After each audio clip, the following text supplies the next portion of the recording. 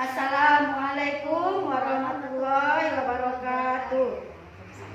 Nah, selamat pagi anak-anak kami semua yang dicintai, yang hari ini sudah siap di depan HP-nya atau di depan laptopnya masing-masing untuk memulai pembelajaran IPA hari ini. Walaupun ini adalah pertemuan kita secara online karena pembelajaran kita hari ini masih pembelajaran daring, tapi tidak apa-apa, mudah-mudahan anak-anak kami semuanya bisa mengikuti pembelajaran IPA dengan sebaik-baiknya. Tapi sebelum itu, mari kita mulai dulu dengan bersama-sama membacakan Bismillah. Bismillahirrahmanirrahim. Dan untuk selanjutnya, sebelum kita melanjutkan materi kita, marilah kita perkenalan dulu. Nah, yang sedang berbicara ini adalah Ibu Neng Saidah, yang biasa dipanggil Umi, mengajar kelas 7A, B, dan C. Kemudian yang sebelah kanan ini adalah Ibu Mida, mengajar di kelas 7D, E, F, G. Dan sebelah kiri Ibu Yulia Pastini, mengajar di kelas 7H dan 7I. Sudah lengkap guru kelas 7 semuanya hari ini, yaitu 3 orang. Sekarang mari kita mulai pembelajaran kita. KD kita kali ini apa KD-nya, Ibu? KD-nya. Ini apa KD-nya nih? KD-nya yaitu mengklasifikasikan makhluk hidup dan benda berdasarkan karakteristik yang diamati.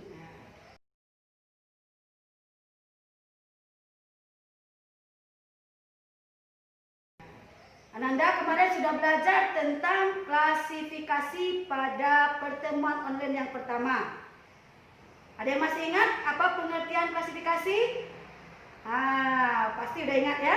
Klasifikasi itu artinya menggolongkan. Karena yang diklasifikasi itu adalah makhluk hidup, maka yang digolongkan ini adalah makhluk hidup. Kita tahu bahwa makhluk hidup itu ada makhluk hidup tingkat tinggi, ada juga makhluk hidup tingkat rendah. Apa itu makhluk hidup tingkat tinggi, Bu Hemida? Misalnya tumbuhan yang hijau ya, yang bisa dilihat oleh mata ya. Kemudian tumbuhan tingkat rendah yang tidak bisa kita lihat dengan mata biasa. Tidak bisa kita lihat dengan mata biasa secara langsung. Jadi misalnya jamur, kemudian apalagi lumut, bakteri ya, virus dan sebagainya. Nah, untuk melihat tumbuhan tingkat rendah yang ukurannya sangat kecil dan tidak bisa dilihat langsung oleh mata kita, maka kita memerlukan satu alat pembantunya, yaitu yang disebut dengan mikroskop. Ini dia ya. Nah, ini disediakan 3 buah mikroskop di sini, dan masih banyak lagi mikroskop di sekolah kita. Nah, anak-anak kami bisa melihat seperti apa bentuk dari mikroskop itu. Nah, seperti ini anakku ya. Kemudian karena berhubungan dengan mikroskop, maka materi kita kali ini adalah tentang mengenal dan menggunakan mikroskop. Mengenal dan menggunakan mikroskop.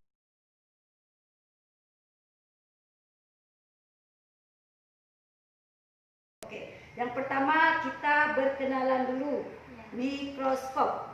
Nah, apa yang dimaksud dengan mikroskop? Untuk apakah mikroskop ini? Nah, mikroskop itu kan mikro, Ya. mikro kecil. Jadi berarti untuk melihat makhluk hidup yang sangat kecil yang tidak bisa dilihat oleh mata kita. Jadi ini membantu mata kita ya. Ya. Kalau mata kita tidak melihat, mikroskop juga tidak bisa melihat ya Bu ya. Jadi supaya kita bisa melihat benda-benda yang ukurannya sangat kecil, terutama makhluk hidup, maka kita bisa menggunakan mikroskop ini. Jadi mikroskop adalah alat yang digunakan untuk membantu melihat benda-benda yang ukurannya sangat kecil yang tidak bisa dilihat oleh mata secara langsung. Itu yang disebut dengan mikroskop.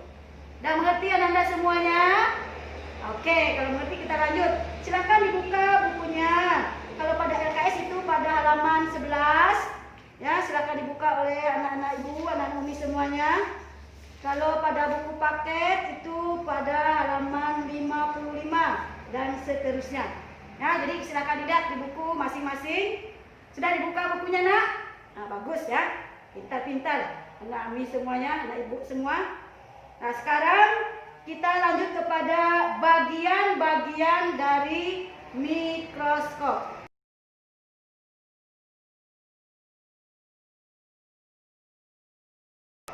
Silakan. Bagian mikroskop, lihat di bukunya juga langsung. Ini adalah mikroskop. Yang paling atas ini ada kaca kecil. Ini namanya apa ini? Lensa okuler. Ya, ini lensa okuler nih. Terdiri dari lensa cembung. Kemudian nih ada yang ini namanya revolver. Bisa diputar-putar. Bisa diputar-putar untuk memilih mana lensa yang akan kita gunakan. Nah, mikroskop ini lensanya ada dua. Yang pertama lensa okuler. Ini nanti fungsinya adalah untuk membesarkan bayangan. Yang kedua adalah lensa cembung. Ini juga untuk membesarkan bayangan benda. Sehingga benda yang kecil bisa kelihatan lebih besar.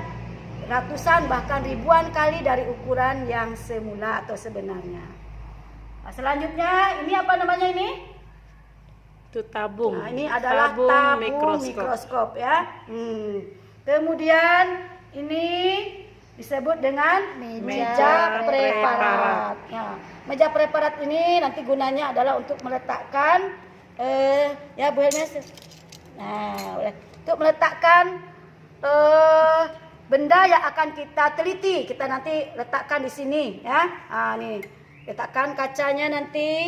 Kemudian kita letakkan preparatnya di sini.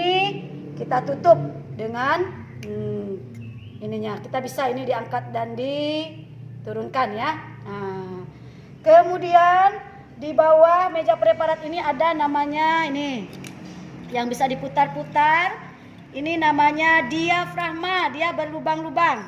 Nah, untuk memasukkan cahaya, mengatur cahaya yang masuk kepada lensa ya, supaya kelihatan bendanya dan terlihat jelas oleh mata kita. Kemudian ini namanya ada pemutar kasar. Untuk mendekatkan dan menjauhkan, mengatur titik fokus dari lensa yang digunakan dalam mikroskop. Kemudian ini ada pemutar halus atau pemutar mikro. Nah, ini juga untuk memperhalus bayangan benda nanti ya, semakin memperjelas fokusnya. Kemudian ini pada mikroskop ada menggunakan cermin, dua jenis cermin. Ada cermin datar dan sebaliknya lagi cermin cekung.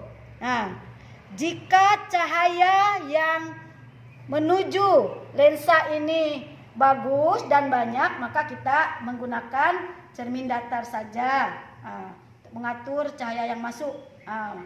Tapi kalau misalnya cahayanya perlu diatur, maka kita menggunakan lensa